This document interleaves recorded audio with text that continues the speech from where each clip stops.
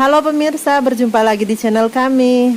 Pemirsa, kalau pemirsa lihat ada tanaman ini di halaman rumah, ini bukan hanya sekedar bunga biasa, tetapi ini ada manfaatnya. Pemirsa tetap di channel kami dan ikuti penjelasannya ya.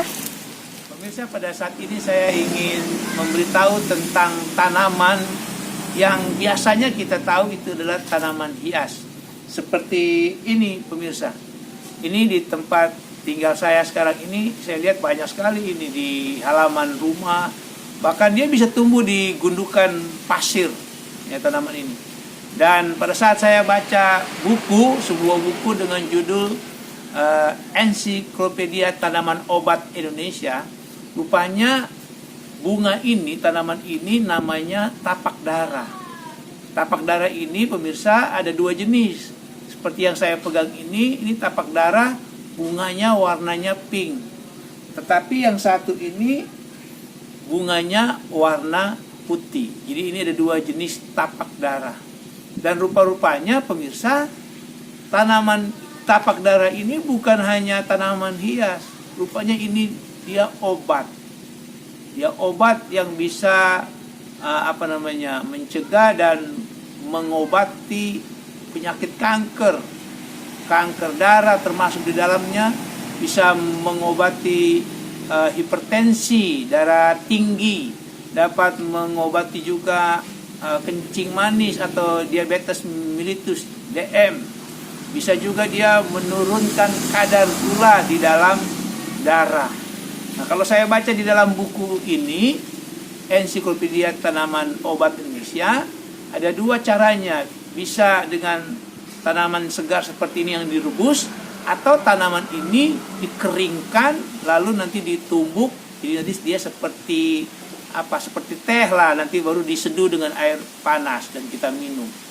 Jadi caranya pemirsa, tiga pohon begini kita rebus dengan 5 gelas air, lalu kita rebus, sisakan itu sekitar 2-3 gelas, lalu dinginkan, saring, itulah yang kita minum. Kita minum itu satu hari 3 kali, 2-3 kali kita minum. Jadi kalau saya baca di buku ini pemirsa, tumbuhan tapak dara ini dia sangat berguna untuk kesehatan kita, ya, untuk kesehatan kita. Walaupun memang kalau ditanya ini rasanya bagaimana, yang namanya obat pasti ada pahit-pahitnya. Jadi waktu direbus itu ada pahit, tapi tidak sepahit. Ada satu tanaman lagi yang saya tahu itu namanya cinta buah, itu pahit sekali. Tapi kalau ini dia tidak sepahit itu. Ya, bisa juga nanti dicampur dengan madu supaya jangan terlampau pahit kalau yang tidak suka pahit. Madu, tapi madu asli ya.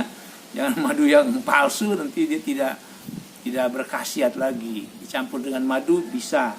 Dan kalau saya baca di sini memang setelah kita meminum ini katanya nanti ada seperti penurunan sel darah putih.